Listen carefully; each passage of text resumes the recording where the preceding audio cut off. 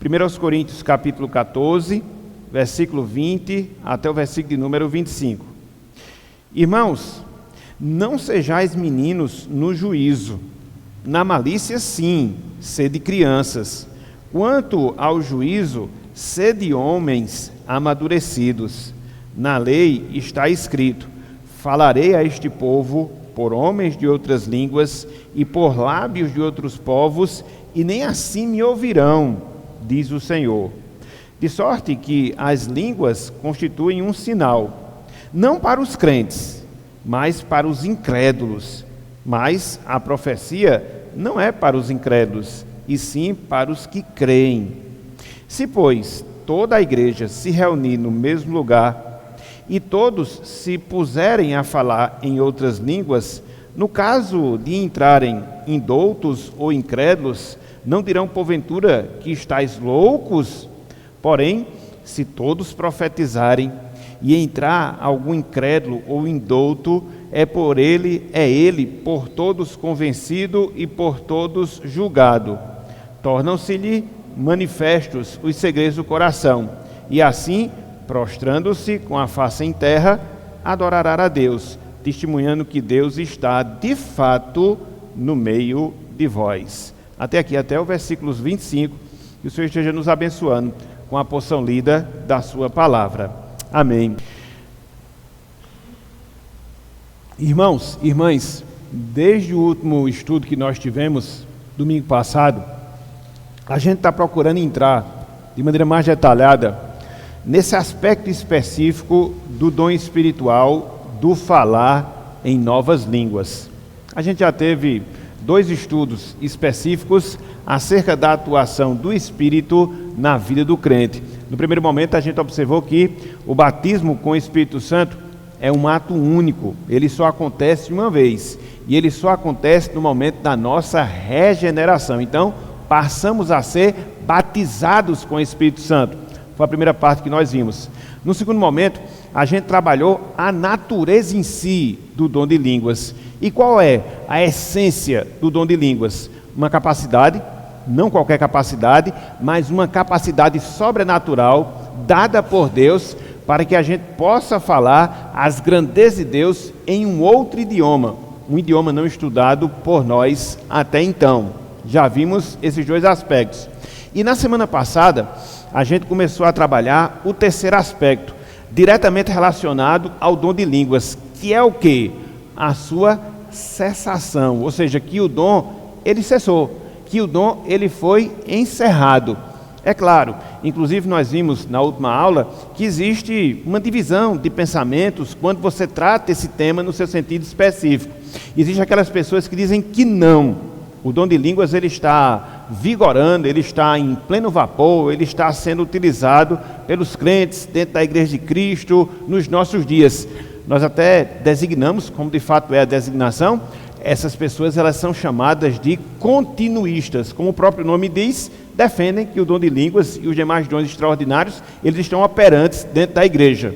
Por outro lado, e aí a gente está tratando da nossa visão, da nossa perspectiva, a gente entende que não, que o dom de línguas, juntamente com os demais dons extraordinários do Espírito Santo, ele cessou, e por isso nós somos chamados de cessacionistas. E aí, dentro desse ponto, especificamente falando, a gente está trabalhando algumas razões, alguns motivos pelos quais o dom de língua, de fato, ele cessou. Na verdade, a gente propôs 3 razões. A gente trabalhou uma na semana passada.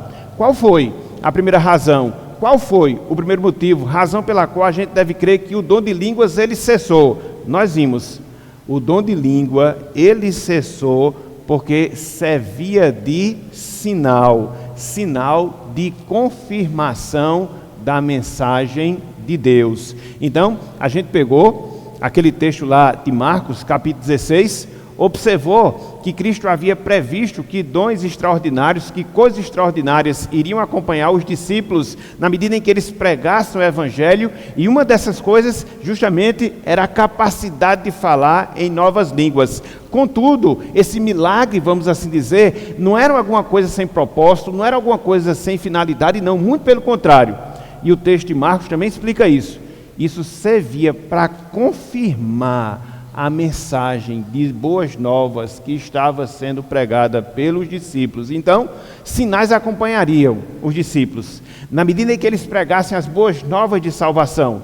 E dentre esses sinais, o falar e falar em novas línguas. Então, uma vez que você observa que a palavra de Deus ela já está confirmada, que nós já temos a palavra completa, Antigo e Novo Testamento, e que a gente já sabe o seu poder, tanto é que o apóstolo Paulo, lá em Romanos capítulo 1, versículo 16, referindo-se ao Evangelho, por extensão, toda a palavra de Deus, Paulo diz, é o poder de Deus para a salvação de todos os que creem. Então, o Evangelho, a palavra de Deus, já é essa dinamite, literalmente falando, espiritual. Então, ela não precisa, diferentemente do que aconteceu no passado, ser confirmada. Automaticamente o que a gente entende é que não existe mais necessidade do dom espiritual do falar em novas línguas. Então foi a primeira razão, foi o primeiro motivo. Hoje pela manhã eu quero fechar esse assunto trabalhando mais duas outras razões, trabalhando mais dois outros motivos pelos quais a gente deve crer que o dom de línguas ele cessou.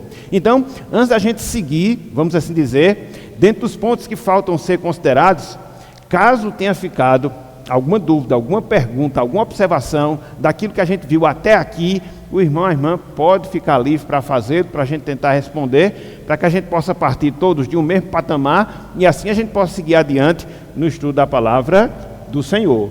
Então, alguma dúvida, alguma pergunta, alguma observação, tudo entendido até aqui? Sim ou não? Sim ou não?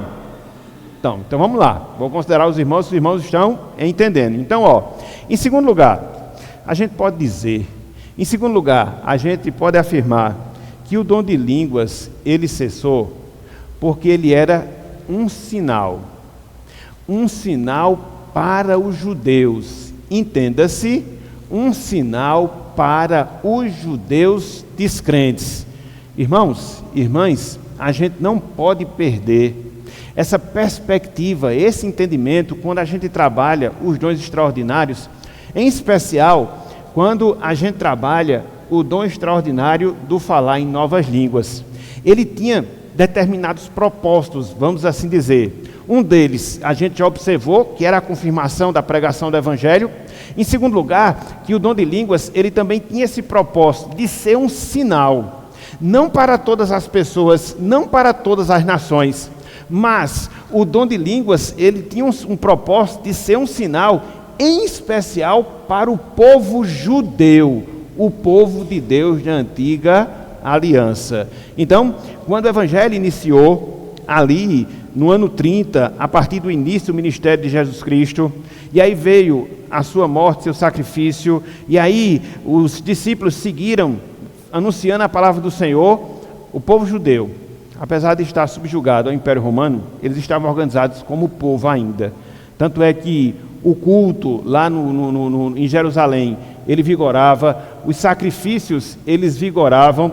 Tanto é que eu fiz aquela observação relacionada ao livro de Hebreus, quando o autor aos Hebreus escreve a carta aos Hebreus, tudo isso ainda está em voga. Os judeus estão ali, dentro daquela perspectiva da antiga aliança, fazendo seus sacrifícios. Alguns, a sua minoria, havia se convertido, mas a sua grande maioria ainda não. Então, esse período, de certa forma, ele vai durar até o ano 70 da nossa era, quando Jerusalém ela é invadida pelo general Tito e os judeus são espalhados. Alguns dizimados e outros espalhados. Então, veja, nesse período, o dom de línguas, ele servia como um sinal para falar aos judeus descrentes. Voltem aí, por favor, 1 Coríntios capítulo 14. 1 Coríntios capítulo 14, versículo 21 e versículo 22. O versículo 21, ele é uma profecia, a gente até viu, uma profecia de Isaías, lá no capítulo 28, versículos 11 e 12. Então, Paulo está fazendo uso dessa profecia e ele vai fazer uma aplicação dessa profecia dentro do seu tempo, dentro do seu contexto. 1 Coríntios 14, versículo 21 e versículo de número 22. Diz o seguinte, a palavra de Deus: na lei está escrito, ou seja, no Antigo Testamento, e aí Paulo vai citar Isaías 28, 11. falarei a este povo por homens de outras línguas e por lábios de outros povos, e nem assim me ouvirão, diz o Senhor. Se você pegar essa profecia de Isaías, você vai perceber. Isaías, ele está falando para o povo judeu, que dentro da sua realidade, quando o livro do profeta Isaías foi escrito, isso por volta do século 7 a.C., o povo de Deus, diga-se, o povo judeu, o povo da aliança, eles estavam desprezando os caminhos do Senhor. Infelizmente, isso sempre acontece na história do povo de Deus.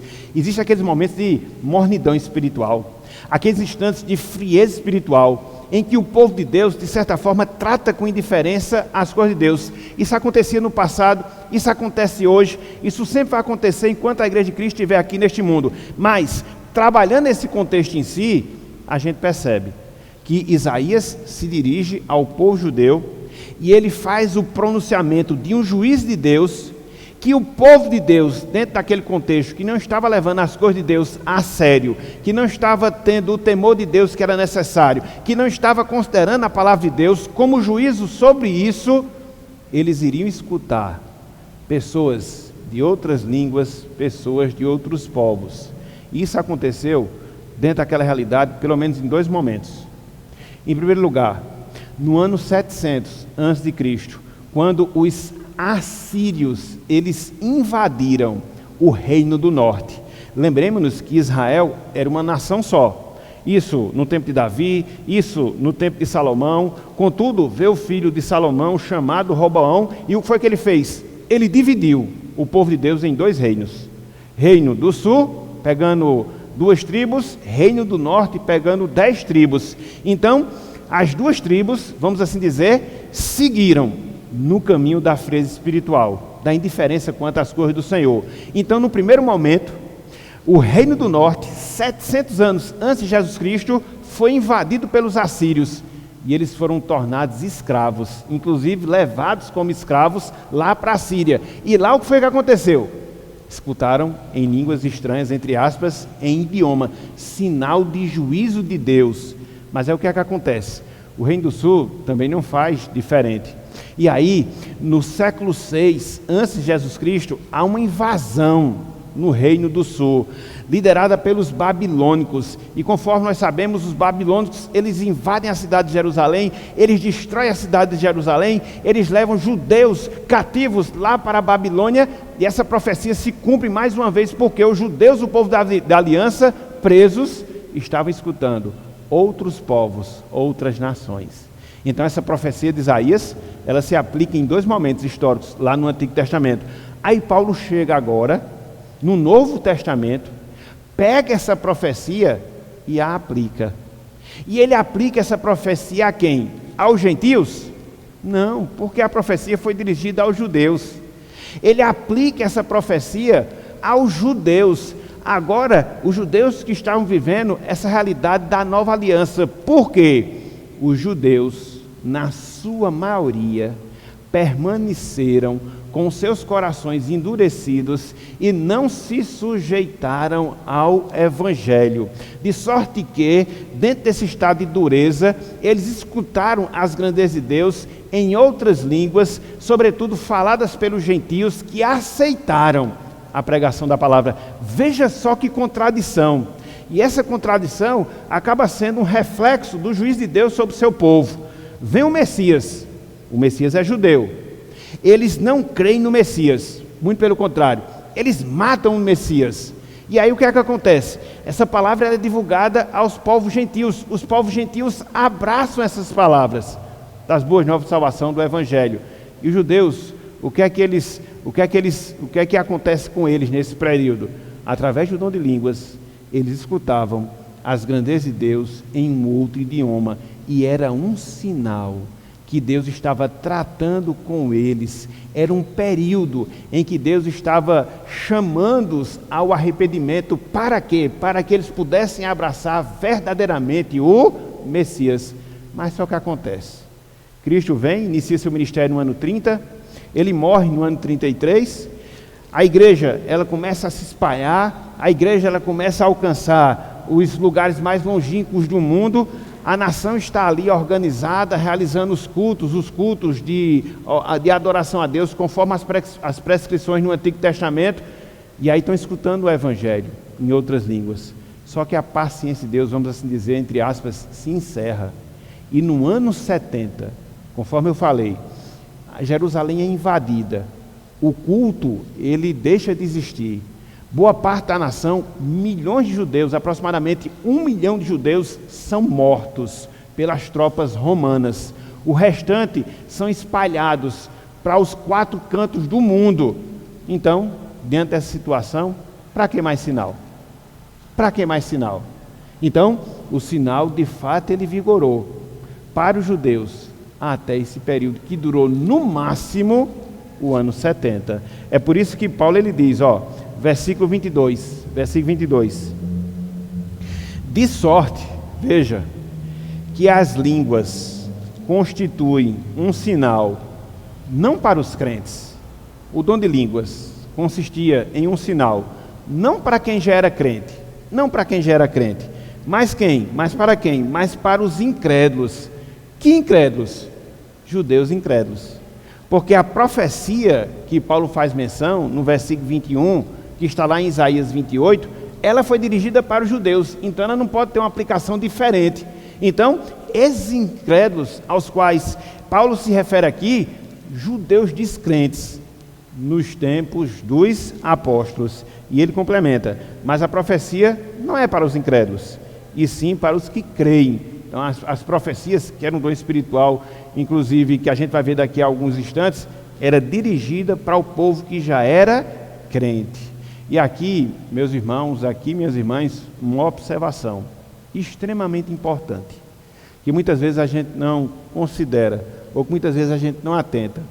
Se você for olhar bem direitinho, todas as manifestações do dom de línguas que a gente encontra no livro de Atos, todas elas estão relacionadas aos judeus, os judeus descrentes. Atos 2, que é o primeiro momento em que acontece o fenômeno do falar em novas línguas. Quem foi que escutou as grandezas de Deus ali em outros idiomas? Os judeus descrentes da mensagem apostólica que estavam ali em Jerusalém participando da festa do Pentecostes. Segundo momento que acontece, a demonstração do dom de línguas, Atos 10, quando judeus descrentes, quanto à realidade que os gentios, eles foram chamados também para fazer parte da igreja, ouvem a mensagem de Deus em outro idioma, lá na casa de Cornélio, aqueles judeus descrentes, porque eles pensavam que a salvação era apenas para os judeus, e eles aprendem que a salvação é estendida para os outros povos, então eles eram descrentes nesse sentido. Qual é o outro momento em que acontece a manifestação do dom de línguas no livro de Atos? Atos 19, quando Paulo está lá em Éfeso, e ele fala aos discípulos de João Batista, que nem havia escutado acerca de Jesus Cristo, nem sabia quem era o Espírito Santo. O dom acontece. Isso é uma coisa fantástica. Veja, todas as manifestações do dom de línguas que a gente vê no livro de Atos, todas essas manifestações estão relacionadas a judeus descrentes. Atos 2, Atos 10, Atos 19, porque se você for olhar em todo o livro de Atos, só nesses 3 momentos você observa o fenômeno do falar em novas línguas. Atos 2 no Pentecostes, Atos 10 na casa de Cornélio, Atos 19 lá em Éfeso. Então veja que essas palavras que Paulo fala aqui em Coríntios, elas são confirmadas. Sim, o dom de línguas era um sinal para os judeus descrentes. Como os judeus deixaram de existir como nação no ano 70 da nossa era, não havia mais necessidade desse dom. Por isso, cremos que até o ano 70, o dom já havia cessado por completo dentro da igreja de Jesus Cristo, porque ele estava associado a essa finalidade, falar aos judeus descrentes. Como a nação não estava mais organizada, havia sido invadida, os judeus restantes foram espalhados, isso no ano 70, depois disso, o dom se torna desnecessário. Então, aqui você encontra a segunda razão, o segundo motivo pelo qual o dom de línguas, ele cessou. Agora eu queria abrir para os irmãos, caso haja alguma dúvida, alguma pergunta, dentro desse ponto que a gente acabou de trabalhar. O irmão pode fazer, a irmã pode fazer para a gente poder esclarecer, caso tenha ficado alguma interrogação, alguma dúvida na mente e no coração. Tudo entendido? Tudo entendido? Então, eu já tenho duas razões. Então, quando eu chego e digo, o dom de língua cessou, não é porque eu acho bonito, não. Quando eu chego e digo, o dom de língua cessou, é porque eu provo de acordo com a Bíblia, que ela é a minha autoridade final. Então, eu digo que o dom de língua cessou porque era um sinal de confirmação da pregação do Evangelho. A palavra não precisa ser mais confirmada, logo o dom não existe mais. Quando eu digo que o dom cessou, em segundo lugar, porque o dom servia de sinal para os judeus descrentes. Como a nação judaica não existe mais como nação, no caso, depois que aconteceu a manifestação do dom, então ele cessou. E agora eu chego no terceiro argumento, na terceira razão pela qual a gente pode crer que o dom de línguas ele cessou. E qual é essa terceira razão? Irmãos, irmãs, as línguas cessaram porque a palavra de Deus declara que as línguas elas cessaram. A própria Bíblia mostra isso de maneira muito clara. E agora eu peço que vocês abram, por favor, 1 Coríntios capítulo 13. 1 Coríntios capítulo 13. Versículos de 8 até o versículo 13, mas depois eu vou ver cada um desses versos. É só para a gente se inteirar deles, porque a gente tem um tempinho ainda folgado, dá para a gente trabalhar. Olha só o que Paulo fala. Ele diz: o amor jamais acaba, mas havendo profecias, desaparecerão. Havendo ciência, havendo línguas, melhor dizendo, havendo línguas, cessarão. Havendo ciência, passará. Porque em parte conhecemos e em parte profetizamos. Versículo 10. Quando, porém, vier o que é perfeito, então o que é em parte será aniquilado. Quando eu era menino, falava como menino, sentia como menino, pensava como menino. Quando cheguei a ser homem, desisti das coisas próprias de menino. Porque agora vemos como que espelho, obscuramente. Então veremos face a face.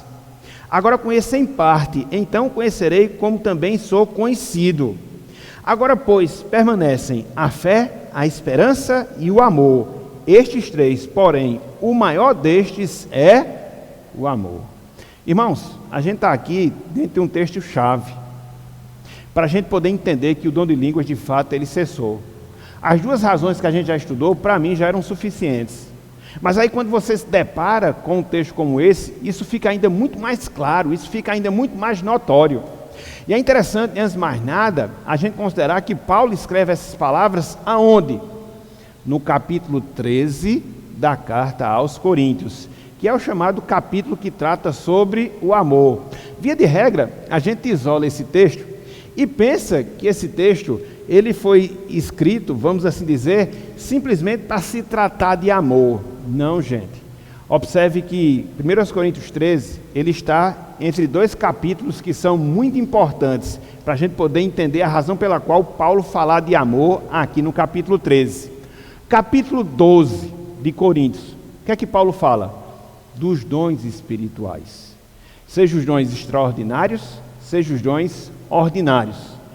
Capítulo 14, Paulo fala de quê? Fala do dom extraordinário do falar em novas línguas. E por que Paulo trata, seja no capítulo 12, seja no capítulo 14, dos dons espirituais, vamos assim dizer? Porque os coríntios, eles estavam se achando muito espirituais. Alguns diziam que tinham dons, vários dons.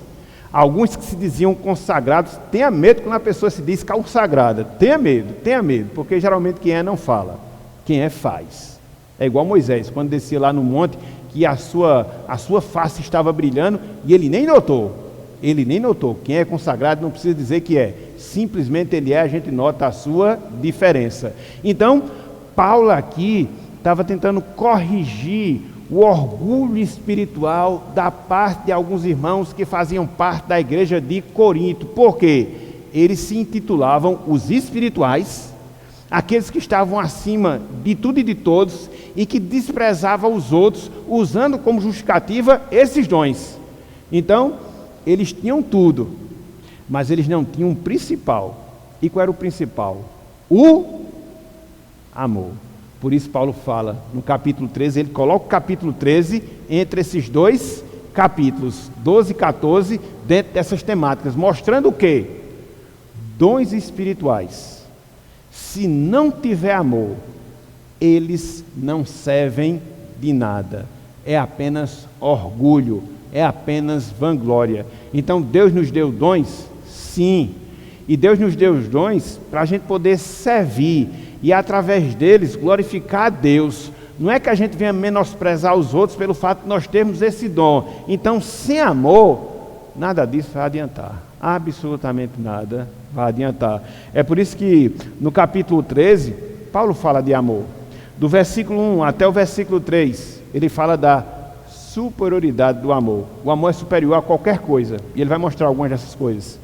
Do versículo 4 até o versículo 7, ele vai dar o significado do que é amor. O que é amor? Ele vai mostrar o que é, ele vai falar várias coisas.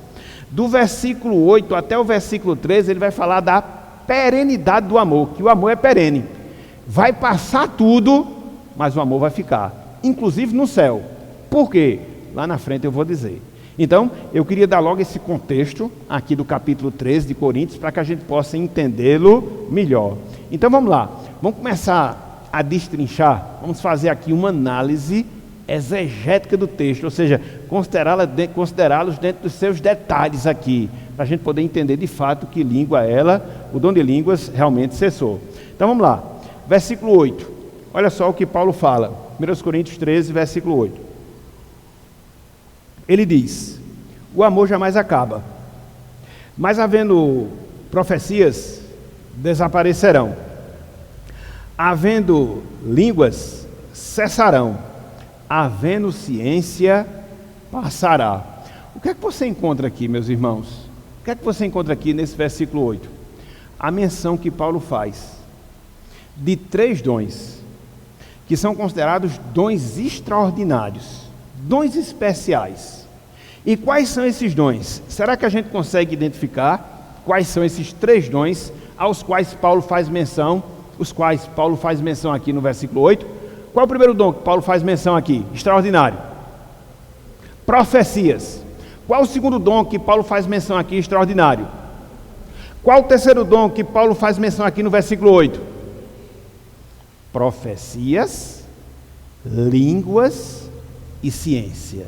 Então a gente precisa entender o que são esses dons. A gente precisa entender o que são esses dons.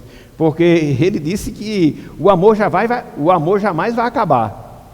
Mas esses dons vão acabar. Percebem que ele faz esse contraste? Ele diz, o amor jamais acaba. Mas esse dom vai acabar, esse dom vai acabar, esse dom vai acabar. Então você já consegue entender que o negócio do dom de línguas não vai durar para sempre. Porque Paulo já está dizendo aqui. O que é que dura para sempre? Os dons ou o amor? O amor. O amor dura para sempre. Os dons vão passar. No caso aqui, os dons extraordinários, eles vão passar. Então, o que é que significa esses dons? Em primeiro lugar, profecia. Gente, profecia, a gente até já falou em estudos anteriores. Era um dom espiritual, através do qual Deus, ele falava ao seu povo. E essa palavra de Deus, ela podia ter, ou não, um caráter preditivo. O que é isso? Um caráter de prever aquilo que vai acontecer no futuro. Geralmente quando a gente fala a palavra profeta, geralmente quando a gente fala a palavra profecia, a gente sempre remete ao fato de alguma coisa que vai acontecer no futuro ou alguém que fala alguma coisa que vai acontecer no futuro. Pode ser também. Mas dentro de um conceito bíblico, profeta é aquele que fala em nome de Deus. Dentro de um conceito bíblico, profecia é falar a palavra de Deus. De certa forma, o que eu estou fazendo para vocês hoje é profetizar. Por quê? Eu estou ensinando a palavra do Senhor. Deus está falando com vocês através da sua palavra. Então, isso sim é um tipo de profecia. E veja, Deus usava o dom de profeta, levantando pessoas para falar em nome dele, porque nesse contexto aqui do Novo Testamento, o Novo Testamento não havia ainda sido escrito. Hoje a gente tem a palavra completa em nossas mãos. Mas no tempo do apóstolo Paulo, o Novo Testamento, ele estava em processo de composição. Só para se ter uma ideia, muito provavelmente, ou foi Tessalonicense, ou foi Coríntios, as cartas que foram escritas, os primeiros livros que foram escritos. A carta aos Coríntios, por exemplo, foi escrita no ano 55 da nossa era. Nesse tempo, não existia Evangelho de Mateus, não existia Evangelho de Marcos, não existia Evangelho de Lucas, não existia Evangelho de João, não existia nada. A palavra estava em processo de composição. Então Deus levantava pessoas chamadas profetas para que essas pessoas pudessem falar de maneira autoritativa a palavra de Deus. Por isso que esse dom, o dom da profecia, nessa concepção, não existe mais. E Paulo diz que o dom das profecias, ele desaparecerá completamente. Aí Paulo fala no outro dom, o dom de línguas. A gente já viu. O dom de línguas era uma capacidade especial que Deus dava para uma pessoa falar as grandezas de Deus em outro idioma que ele não sabia. É por isso que quando o dom acontece lá em Atos capítulo 2, os judeus que estavam ali participando do Pentecostes, eles chegaram e se perguntaram: como nós ouvimos em outras línguas falar das grandezas de Deus? Então veja, Deus usava o dom de línguas também com essa finalidade. Era um sinal confirmatório, era um sinal para os judeus descrentes, e era um dom que nós chamamos de revelacional, que Deus revelava também através dele, como acontecia com profecia. E existe aqui, gente, um terceiro dom, chamado dom de ciência. Que dom é esse? É a biologia que a gente estuda na escola? Não. O dom de ciência aqui, que Paulo ele faz menção, era uma capacidade. Era uma capacidade especial, dada por Deus, para ensinar verdades essenciais do Evangelho, doutrinas essenciais do Evangelho. Por exemplo, a doutrina da justificação, a doutrina da expiação. Então são conceitos que hoje é fácil a gente saber. Por quê? Está na Bíblia. Paulo falou, os demais apóstolos falaram, mas é porque hoje a gente já tem a Bíblia completa, naquele tempo não. Então Deus levantava pessoas com esse dom, o dom da ciência, para revelar ensinos, doutrinas especiais da Bíblia, sobretudo aqueles que convergiam para o processo de salvação. Então, a gente precisa entender essas coisas. Esses dons, profecias, línguas, ciência, dons revelacionais, eles existiram porque não existia uma palavra ainda de Deus completa. Por isso Deus fez uso desses meios para falar ao seu povo, edificar a sua igreja e compor assim a sua palavra, no caso, o Novo Testamento. Versículo 9, ele diz, porque em parte conhecemos e em parte profetizamos.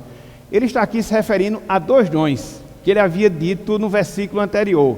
Quais são esses dois dons? Veja, em parte conhecemos, em parte profetizamos. Quais são esses dois que ele está fazendo menção aqui? O dom da ciência e o dom da profecia. Veja que ele nem fala mais em língua. Ele nem fala mais. E qual é a ideia que isso nos leva a ter? A ideia que isso nos leva? Que o dom de línguas, ele cessou antes do dom de profecia e de ciência. E aí, quando a gente volta para o versículo 8, a gente percebe justamente isso. Veja, Paulo diz, o amor jamais acaba. Havendo profecias, desaparecerão, havendo línguas, cessarão, havendo ciência, passará.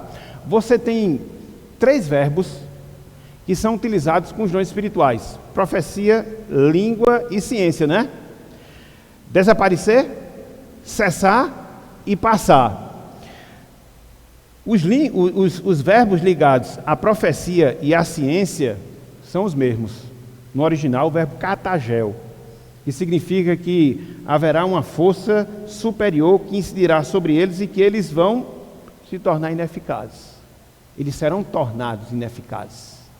O verbo para a língua aqui no grego, o verbo paú, que significa o quê? Vai se tornar ineficável por si mesmo. Então, as línguas, por si mesmas, elas iriam cessar. Profecia e ciência, Deus interveria para que esses dons espirituais, eles cessassem. Então, isso já leva a quê? Que o dom de línguas, ele já vai cessar antes do dom de profecia e do dom de ciências. Aí, realmente, o português pelo português, você não vai conseguir entender. Mas quando você faz uma análise na língua original, fica muito mais fácil de você entender. Então, o versículo 9 já mostra isso. O dom de língua cessaria antes do dom de ciência e do dom de profecia. Mas permanece a pergunta: e quando foi que o dom de profecia e ciências eles acabaram? Olha só o que diz o versículo 10. E aí vai chegar no texto que Calixto fez menção. Olha só. Quando, porém, vier o que é perfeito, então o que é em parte será aniquilado. Veja, o que Paulo fala aqui é quem chegando ao que é perfeito vai aniquilar aquilo que é em parte. Entenderam essa parte? Vamos assim dizer? Quando chegar ao que é perfeito, aquilo que é parcial, aquilo que é em parte vai acabar. Quais eram os dons parciais que ele havia falado no versículo anterior? Em parte conhecemos, em parte profetizamos. Então, o dom de profecias, o dom de ciências, eles acabariam quando chegasse o que é perfeito. Mas aí fica a pergunta: o que é esse perfeito? E aí existe essa divisão. Alguns dizem aqui que se trata de Jesus Cristo. Mas quando você analisa, mais uma vez, o original, você percebe que não é assim. Gente, o artigo para a palavra perfeito está no grego dentro daquilo que a gente chama de gênero neutro. Não tem nada a ver com esse gênero neutro que a gente vê hoje, entendeu? No grego, quando uma palavra era masculina, ela tinha um gênero masculino, pessoa masculina. Quando uma palavra era feminina, ela tinha um artigo que indicava esse gênero feminino, que era uma pessoa. Quando uma palavra é no neutro, na língua grega, ela não se refere a pessoas. Ela só se refere a coisas. Então esse perfeito não pode ser Jesus Cristo. Não pode. Esse perfeito é outra coisa que não Jesus Cristo, porque Jesus Cristo é uma pessoa. E o artigo desse perfeito aqui está no neutro. Nem está no masculino, nem está no feminino. Está no neutro, que se refere a coisas. E é interessante porque se você substituir, entendendo que fosse a vinda de Jesus Cristo, a palavra vinda pela palavra perfeita, fica um negócio meio desconexo. Faça a tradução, ó. Quando, porém, vier a vinda, tem sentido um negócio desse? Não se harmoniza. Não se harmoniza. Então, quando vier o que é perfeito, no caso de Jesus Cristo, não se harmoniza. Então, esse perfeito aqui, gente, não se refere à vinda de Jesus Cristo. Não se refere, porque se refere a uma coisa e não a uma pessoa. Então, o que é esse perfeito? Esse perfeito, gente, é a revelação completa da palavra de Deus. Quando vem a revelação completa da palavra de Deus, a gente não precisa mais do dom de profecia. Quando vem a revelação completa da palavra de Deus, a gente não precisa mais do dom de ciência. Então, esse perfeito não é a vinda. Porque, repito, está no neutro. Se está no neutro, não é uma pessoa, é uma coisa. Se é uma coisa, o que a gente pode entender que é a perfeição da palavra quando a Bíblia se encerra de ser escrita, quando o cano é fechado, Antigo e Novo Testamento. E aí realmente é difícil. Você olha assim, o que é perfeito, você pode pensar, aqui é a vinda de Jesus Cristo. Não, porque se fosse a vinda, como Jesus é uma pessoa, teria que estar no gênero masculino. Não está, está no neutro. Então se refere a uma coisa, no caso, a revelação final da palavra, que tornou o dom de línguas desnecessário, que tornou o dom de profecias desnecessário, que tornou o dom de ciência também necessário. A vinda perfeita, completa da palavra, fez com que os dons extraordinários, eles cessassem. E olha só, quando você tem esse entendimento, você vai ver que no versículo 11, Paulo ele faz uma ilustração perfeita, para a gente poder entender esse significado. Olha só o que ele diz no versículo 11, ó. Ele diz: quando era menino, falava como menino, sentia como menino, pensava como menino. Quando cheguei a ser homem, desisti das coisas próprias de menino. Gente, Paulo está fazendo aqui uma ilustração, mostrando momentos de transição da nossa vida. Uma criança, ela faz coisas que são peculiares a uma criança. Concordam? Menino faz coisas que é peculiar à sua idade, traquinagem, birra. Mas na medida em que ela cresce e ela se torna madura, ela continua fazendo as mesmas coisas que ela fazia quando criança? Sim ou não? Ela amadureceu. Então, o que Paulo está mostrando aqui, e ele está fazendo essa ilustração, esse período de infância correspondia ao período em que os dons espirituais extraordinários eles estavam em voga, esse tempo de menino. Quando chega a revelação da palavra, é o tempo de amadurecimento, onde essas coisas que faziam parte do período de criança deixam de existir. Por quê? Se já tem uma palavra inspirada, perfeita, autoritativa, suficiente e clara, não vai haver mais necessidade. Não vai haver mais necessidade de língua, não vai mais haver necessidade de profecia, não vai mais haver necessidade de ciências. Por quê? Conforme eu falei, esses dons eles eram revelacionais. Uma vez que a palavra já está revelada, ele se torna desnecessário. Porque agora você vai focar naquilo que é maduro, você vai focar nas coisas de homem e não nas coisas que fazem parte da idade da infância. Então, Paulo fala isso, e aqui no versículo 11 ele faz uma ilustração em cima disso. E ele segue, olha só, versículo 12. Ele fala: porque agora vemos como que espelho, obscuramente, então veremos face a face. Agora conheço em parte, então conhecerei como também sou conhecido. O que é que ele está falando aqui? Agora sim, ele está falando da vinda de Jesus Cristo e do conhecimento pleno que a gente vai ter. Por quê? Porque a gente vai ver Jesus Cristo face a face. Se eu conheço Jesus Cristo face a face, se eu estou contemplando a sua glória, eu vou precisar mais de palavra? No céu não tem Bíblia, gente. No céu não tem Bíblia. No céu a gente vai contemplar a face do nosso Salvador. Então veja que Paulo coloca aqui, o que era parcial, os dons, evolui para maduro, a palavra escrita de Deus, e ele fala agora o conhecimento pleno. Qual é esse? A vinda de Jesus Cristo. Ele está fazendo todo um processo, começando com aquilo que é parcial, chegando àquilo que é maduro e se consumando naquilo que é pleno. Então veja, no início os dons eram necessários para que Deus pudesse se revelar através deles. Depois, esses dons eles foram usados para escrever a palavra. Depois, na vinda de Jesus Cristo, essa palavra não tem mais necessidade. Por quê? A gente já está vendo Jesus Cristo face a face. Agora sim, ele está se referindo à vinda de Jesus Cristo, e não no versículo 10. O perfeito ali é a revelação da palavra. E ele vai concluir no versículo 13.